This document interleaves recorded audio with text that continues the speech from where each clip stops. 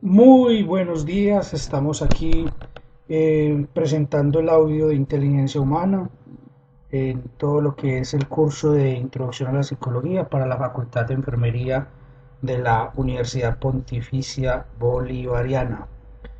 Recuerden que hemos venido trabajando todo el tema de los procesos cognitivos, trabajamos el tema de la percepción, trabajamos el tema de la sensación, eh, como, digamos así, como colofón ya de toda esta parte de los procesos cognitivos. Vamos a hablar un poquito sobre la inteligencia humana como parte de esos procesos cognitivos. Recuerden que la invitación siempre es para que revisen de manera cuidadosa el material que tenemos a disposición en la plataforma, lean atentamente el documento, vean el video, eh, utilicen el foro para las dudas y las inquietudes que tengan con cualquiera de los materiales propuestos y recuerden que no solamente ese foro nos sirve para plantear las dudas y las inquietudes, sino para enriquecernos también con los aportes que los compañeros hacen o con las dudas y las inquietudes que esos compañeros nos van a dejar como elemento de análisis dentro de ese foro.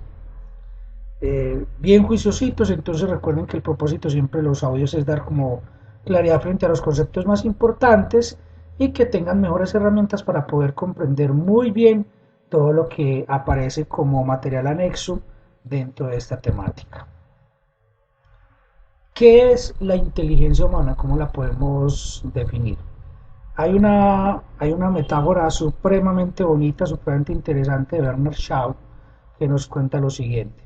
Alguna vez Isadora Duncan le propuso al dramaturgo tener un hijo juntos y ella le planteó, quiero un hijo, imagínate lo que saldría de ese hijo, si tiene tu inteligencia y mi gracia, tendría todas las posibilidades de triunfar en el mundo, anotó la famosa bailarina. Ni lo sueñes, Zenobia, ni lo sueñes, Zenobia, perdón, respondió Bernard Shaw. ¿Qué tal si sucede a la inversa? O sea, que salga con mi encanto, mi gracia y que salga con tu inteligencia. Esta anécdota podría resumir los conocimientos que existen sobre la transmisión hereditaria de lo que nosotros hoy denominamos como inteligencia. ¿Qué podríamos definir entonces como inteligencia humana? De una forma genérica y sin entrar en detalle respecto a qué forma parte de ella podemos considerar la inteligencia, o se puede considerar como la capacidad o conjunto de capacidades principalmente cognitivas que nos permiten adaptarnos al entorno, resolver los problemas que éste nos plantea e incluso anticiparnos a ellos con éxito. Sin embargo, los diferentes autores que han tratado y estudiado la inteligencia han encontrado diferentes definiciones de este concepto, concentrándose algunas mientras que otras resultan complementarias, contradiciéndose, perdón. Entonces, cuando tú estudias, por ejemplo, todo lo que tiene que ver con antropología y sobre todo con paleantropología, te vas a encontrar con elementos como los siguientes.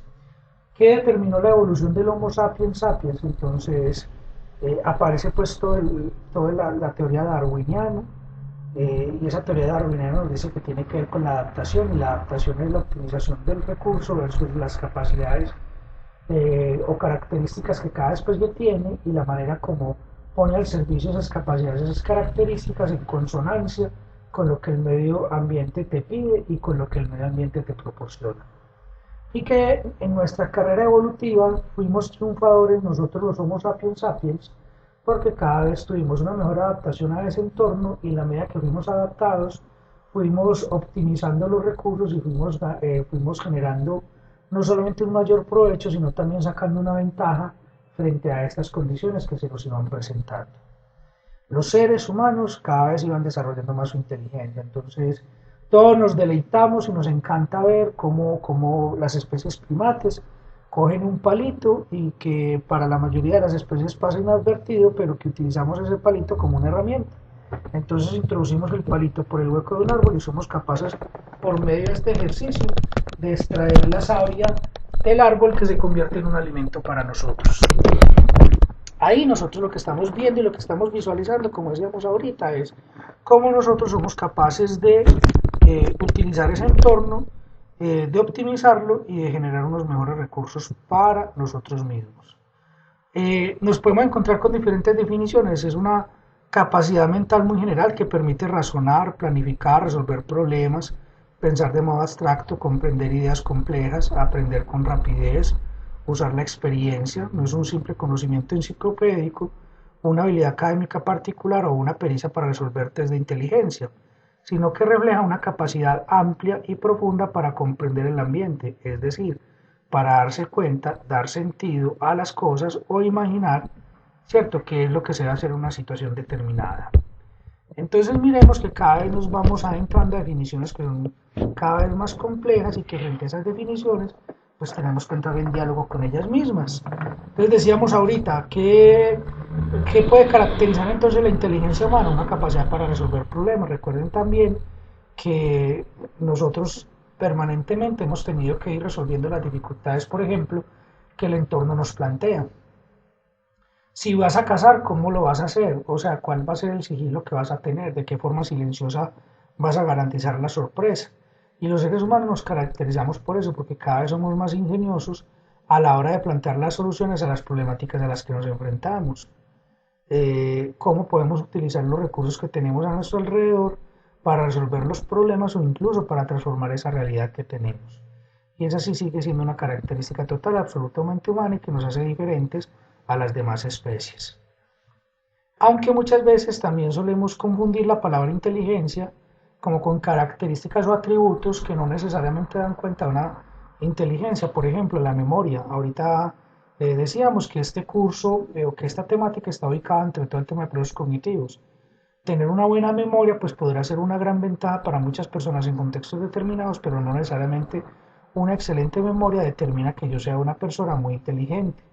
Entonces, en el proceso educativo definimos como inteligentes generalmente a personas que tienen muy buena memoria.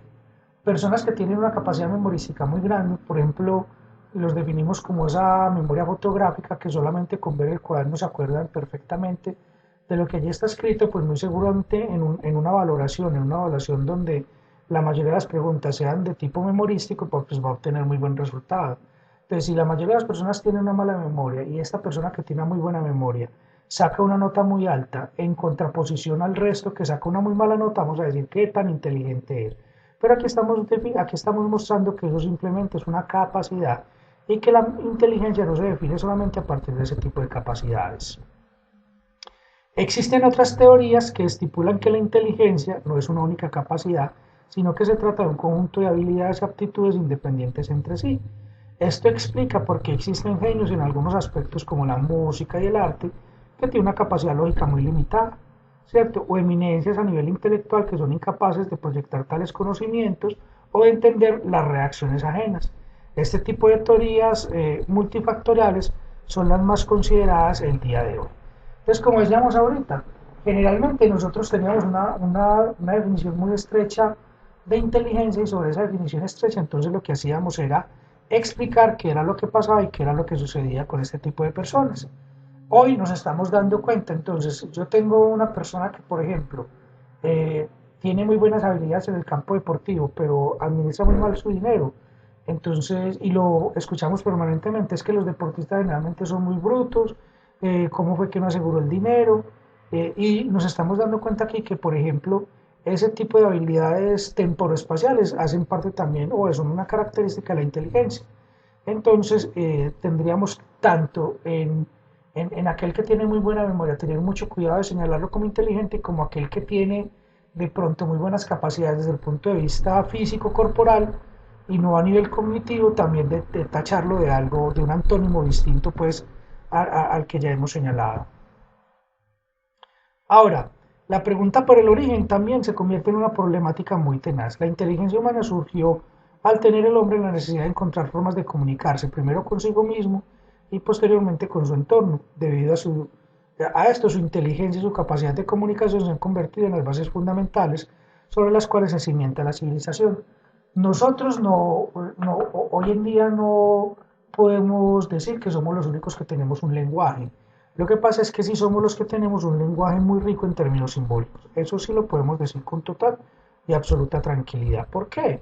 Pues porque simple y llanamente eso es lo que nosotros vemos en la medida que ha venido pasando todo lo que tiene que ver con el desarrollo de la especie, de nuestra especie particularmente. Si nosotros nos fijamos en las primeras especies de primates, en términos, como decíamos ahorita, de antropología, nos damos cuenta que ese paso de las primeras especies de Australopithecus, ¿cierto? Las primeras especies el Homo erectus, el afarensis, nos vamos a dar cuenta que cada vez hay una mayor complejidad frente a todo lo que tiene que ver en términos neurofisiológicos de lo que implica la capacidad del lenguaje. Y recuerden que ya en todo lo que es el Neandertal encontramos el gen FOXP2 que siempre se ha relacionado con el tema del lenguaje. Cada vez lo que se fue volviendo mucho más complejo era la utilización de un tipo de lenguaje que nos caracteriza. Ahora, ¿somos la única especie o somos exclusivamente los únicos que utilizamos lenguaje? No, hay otras especies que también utilizan otras formas de lenguaje, pues mucho más rudimentarios, ¿cierto? Entonces recuerden, por ejemplo, el baile que las abejas hacen, el lenguaje de ellas es un lenguaje de signos y de señas. O que hoy apenas estamos empezando a entender que los cetáceos y los delfines, los mamíferos acuáticos, tienen formas de lenguaje incluso que en algunos niveles podemos decir que alcanzan niveles de simbolismo. Lo que sí podemos decir con toda tranquilidad es que, por lo menos al parecer, el lenguaje mucho más complejo en términos simbólicos es el lenguaje humano. Y que paralelo de la capacidad que nosotros tenemos a partir del lenguaje, sobre todo el lenguaje simbólico, ¿cierto? Se va yendo de la mano siempre con este tema del lenguaje la capacidad que nosotros tenemos en términos de inteligencia. Entre más complejo nuestro lenguaje, más compleja va a ser nuestra inteligencia, es lo que queremos decir pues en este momento. Obviamente, la medida que vamos perfeccionando toda esta parte del lenguaje, pues vamos mejorando nosotros también, no solamente la capacidad de comunicarnos, sino la capacidad de simbolizar todo lo que tenemos alrededor. O sea, esto es como una situación que está enmarcada en tres conceptos que están directamente relacionados. Les decíamos ahorita, pasamos de esas primeras, miren la diapositiva, donde vemos esas primeras especies de homínidos. Muy seguramente la primera obedece es por el arco superciliar sobresaliente, va a obedecer es muy posiblemente a las especies del Homo erectus o incluso, como decíamos ahorita, incluso a especies que antecedieron al Homo erectus hasta finalmente a la última que vemos, que es la del Homo sapiens. La inteligencia no solo les iba a permitir a estas especies salir adelante, sino que iba a convertirse en el motor de una evolución extraordinaria. Este fue el origen de nuestras facultades intelectuales. La selección natural actúa a ciegas, potenciando aquellas características que favorecen la supervivencia, pero en la evolución no existen características mejores o peores por sí mismas a priori. La inteligencia no es preferible a la fuerza bruta, las circunstancias intervienen a favor de ciertas cualidades y suprimen otras, ¿cierto? Las que se adaptan y se desarrollan son los rasgos deseables, que son los que sobreviven. Las que no están destinadas simple y llanamente a la desaparición o a la extinción, para que lo tengamos presente. Y recuerden que incluso ya desde la mitología griega tenemos un mito muy bello, que es el mito de Prometeo, que es encargado por parte de Zeus para hacer la repartición de dones atributos y cuenta el mito que no lo hará él, sino que lo hará su hermano Epimeteo, y cuando hace la repartición, el ser humano, que es el último en entregarle dones atributos, se queda sin ningún don y sin ningún atributo, porque Epimeteo no fue equitativo a la hora de la repartición. Cuando le cuenta a Prometeo que le había prometido a su vez a Zeus que se había equivocado en la repartición, Prometeo, con tal de seguir sosteniendo la irresponsabilidad porque le había jurado a Zeus que él era el que iba a hacer dicha repartición, se le roba los elementos que le pertenecen a los dioses.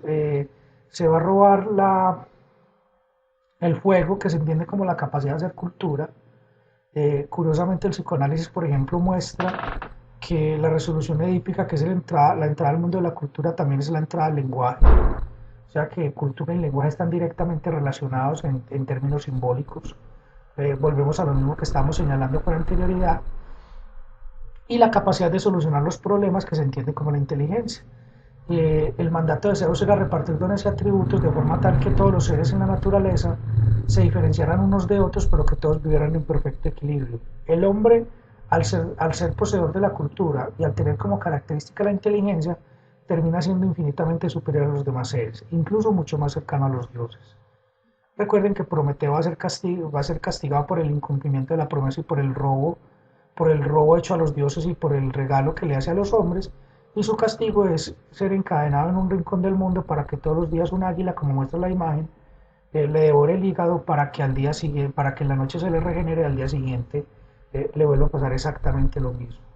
¿Cierto? La valoración que ya teníamos de cultura, inteligencia, ¿cierto? Distancia que hay entre los hombres y los dioses, para que lo, para que lo podamos entender en términos mitológicos. ¿A qué va a estar asociada la inteligencia? La inteligencia está asociada a en términos de morfofisiología, a nuestra mayor corteza cerebral, ¿cierto? Frente a otro tipo de, por ejemplo, de mamíferos, la corteza sirve para establecer asociaciones nuevas, nos ayuda a ser versátiles, a improvisar ante los cambios del medio. Calvin sitúa en la planificación cerebral de movimientos balísticos como el del brazo hacia un objeto, el origen de la inteligencia. Se trata de movimientos rápidos que no pueden ser corregidos durante su ejecución, sino solo después de cometer un error, como cuando te levantas bruscamente y te das un golpe con el pico de la ventana o al cambiar de marchas en la conducción de un coche, para que lo tengamos presente. Entonces, obviamente cuando comparamos nuestra corteza cerebral con otras especies nos damos cuenta que algunas especies la tienen, obviamente en una menor proporción a como la tenemos nosotros los seres humanos, y recuerden que a nivel de corteza es donde se dan todo el intercambio de las redes sinápticas, que ya lo habíamos explicado también en términos claros en los audios anteriores y se había visto en los temas, no solamente en los audios, sino también en los videos y en los documentos que hemos trabajado a lo largo de este curso. Y al nosotros tener mayores redes sinápticas significa que nosotros tenemos una mayor capacidad de entender, de comprender y de actuar sobre el entorno en el que nosotros nos movemos. Características de esa inteligencia. Entonces, primero, una toma de conciencia de uno mismo, el ser humano se da cuenta de que existe. Lo primero que nosotros tendríamos que definir como inteligencia es que somos capaces de entendernos como un sí mismo.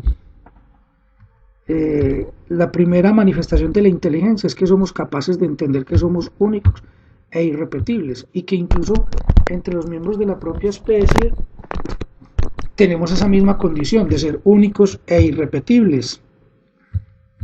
La conciencia, como decíamos ahorita, de ese sí mismo. Segunda característica, habilidad verbal, ya también lo habíamos tocado de manera tangencial.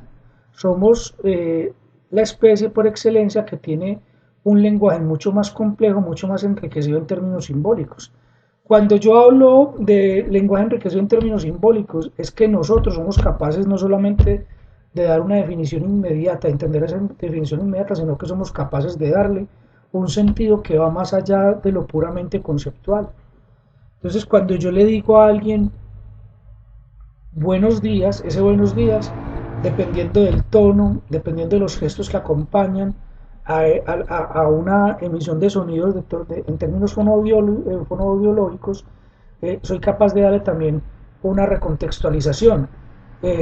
Buenos días para una persona que me acaba de encontrar es un acto de cortesía, ¿cierto? Es el deseo de que le vaya muy bien en su día, pero buenos días para una persona que, por ejemplo, llega tarde es una forma simbólica de llamada de atención para que tenga presente el cumplimiento del horario.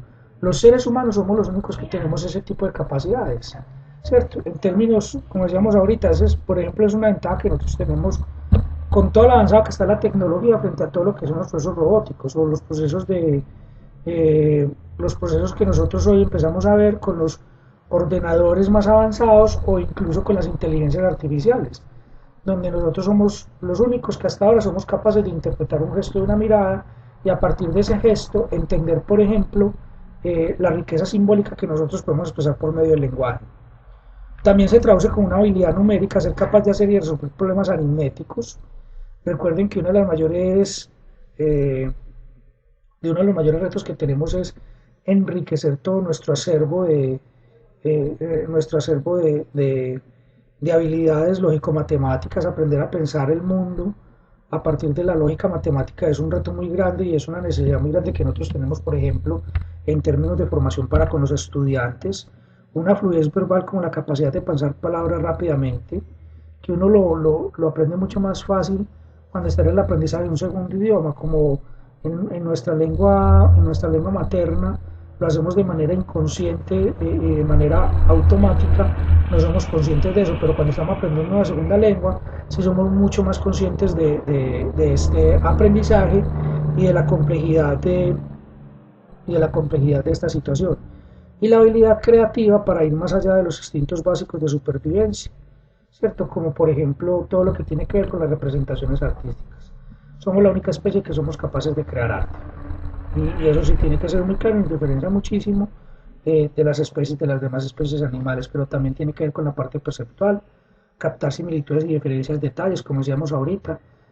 Recuerden que cuando hablamos, por ejemplo, del tema del lenguaje, gran parte de nuestro lenguaje no es un lenguaje dado por signos, sino que es un lenguaje enriquecido por el símbolo. Nuestro lenguaje no solamente se refiere a lo que escribimos, o no solamente se refiere a lo que hablamos, gran parte de nuestro lenguaje es lo que nosotros denominamos como el lenguaje no verbal, el lenguaje que se manifiesta por medio de signos, ¿cierto? Por medio de gestos y por medio de posturas.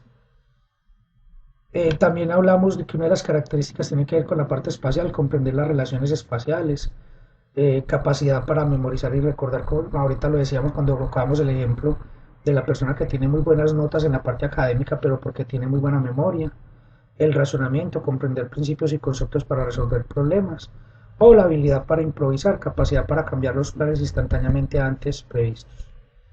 En la parte lingüística, decíamos entonces la capacidad que determina el escribir, el leer, contar cuentos, hacer crucigramas. En la parte lógico-matemática, resolución de problemas matemáticos, ¿cierto? Y que dan cuenta de una estrategia, de la capacidad de experimentación. En la parte corporal y kinestésica, todo lo que tiene que ver con el deporte, el baile y las manualidades. La parte visual y espacial, percibir, imaginar, visualizar y transformar. En la parte musical, identificar, reconocer y crear sonidos que sean eufónicamente llamativos y atractivos.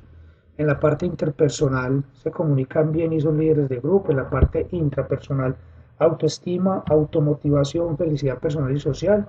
Y en la parte naturalista, atracción y sensibilidad por el mundo natural.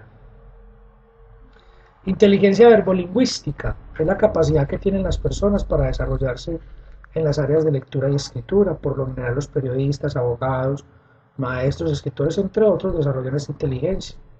Muchos no son dotados de ella y les cuesta mucho más trabajarla hasta llegar a un buen nivel.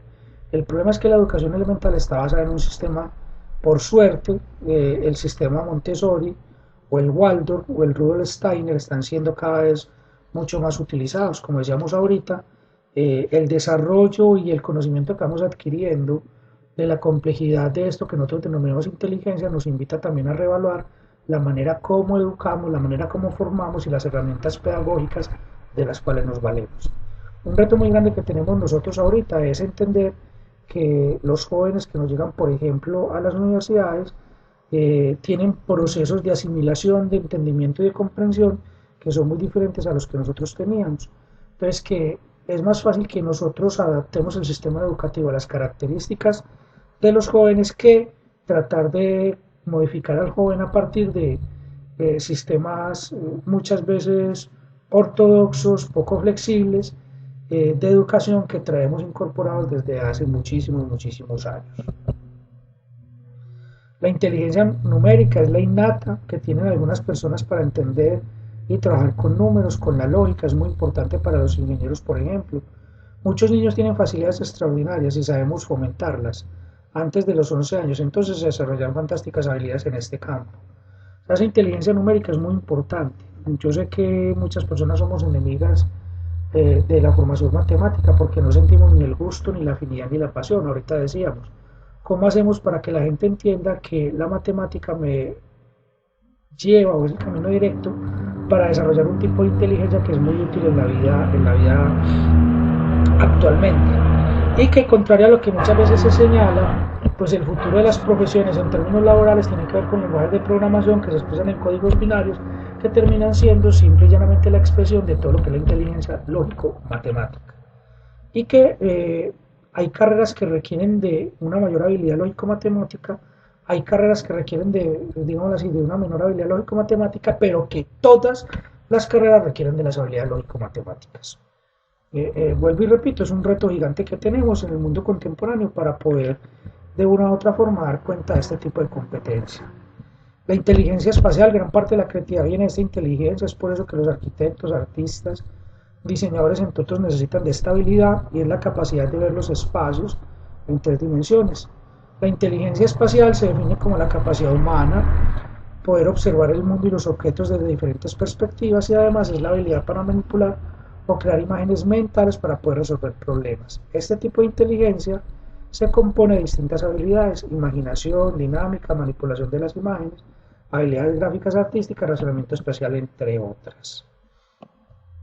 La inteligencia física, muchas veces llamada también la inteligencia motora, es la que hace las habilidades de los atletas de una profesión, ya lo decíamos, ¿cierto? Son habilidades innatas que tienen las personas para realizar deportes y otras actividades físicas como bailar o actividades mecánicas. Este tipo de inteligencia hace visible una gran conexión entre la mente, las emociones y el movimiento. Además de los bailarines, suelen poseerla actores y deportistas. Entonces, como decíamos ahorita, nosotros muchas veces que pensamos que lo más fácil en la vida es dedicarse a un deporte y pensamos pues que eso no requiere de una mayor inteligencia y ya estamos mirando que sí, nos estamos dando cuenta que sí. Y la intrapersonal y la naturista, como lo decíamos ahorita, que dan cuenta también de habilidades como ya los habíamos señalado anteriormente. La inteligencia existencial, mientras algunos individuos viven el día sin dedicarse mucho tiempo al motivo de las cosas, las personas con alta inteligencia existencial tienden a meditar sobre su existencia. ¿Cuál es el sentido de la existencia? ¿Para qué estamos y hacia dónde nos dirigimos? Este tipo de pensamientos pueden incluir el sentido de la vida y de la muerte, como decíamos ahorita. Hay una película que particularmente se la recomiendo, El origen de los guardianes, que cuenta la historia de Jack Frost y de todos los guardianes que se encargan de que los niños tengan una vida feliz. Hay un diálogo muy lindo entre Santa y Jack cuando él le pregunta por el norte, y el norte tiene que ver, cuando nosotros decimos que esa persona perdió el norte, estamos haciendo referencia a que perdió el sentido de la vida. ¿Cuál es el sentido de la vida? O sea, ¿cuál es tu norte? ¿Qué le da sentido a la existencia de cada uno de nosotros? Y esa es una de las primeras preguntas que nosotros tendríamos que plantearnos. La inteligencia existencial es conocida como la novena inteligencia múltiple en la teoría de Harvard-Gardner, y esta la define como la capacidad para situarse a sí mismo con respecto al cosmos y respecto a los rasgos existenciales de la condición humana, como es el significado de la vida y de la muerte, el destino final del mundo físico y psicológico en profundas experiencias como el amor a otra persona. Hay personas que se pasan toda la vida tratando de encontrarle sentido a la existencia, pero el solo hecho de intentar encontrarle sentido ya es un sentido en sí mismo. Ahora, ¿cómo medimos la inteligencia? Los seres humanos, especialmente el mundo moderno y muy especialmente la psicología, se han metido en el reto de intentar medir esa inteligencia. La inteligencia humana, hoy lo medimos a partir de test de inteligencia. Son un modo de evaluación que puede ser o no preciso para hacerlo. Algunos test incluyen palabras, números, requieren un conocimiento cultural específico, como por ejemplo vocabulario. Otros, sin embargo, no apelan a ese conocimiento basándose en el uso de formas o diseños en conceptos universales siempre tales como mucho, poco, abierto, cerrado, arriba o abajo. Sin embargo, todos estos test miden una misma inteligencia, una misma capacidad mental muy general. La teoría bifactorial de Sperman, una de las primeras teorías de la inteligencia, Sperman propone en su teoría bifactorial de la inteligencia que existe una capacidad intelectual general o de factor G que es común a todas las actividades que llevamos a cabo. Sin embargo, según el tipo de actividad que hagamos, vamos a tener que aplicar unas habilidades concretas para llevarlas a buen fin, capacidades concretas que reciben el nombre de factor S, mientras que el factor G es hereditario e inmodificable. Las habilidades específicas sí serían mejorables a través del aprendizaje y la educación. ¿Qué tenemos nosotros? Entonces, como mismo la inteligencia, aquí en el gráfico lo podemos mostrar claramente.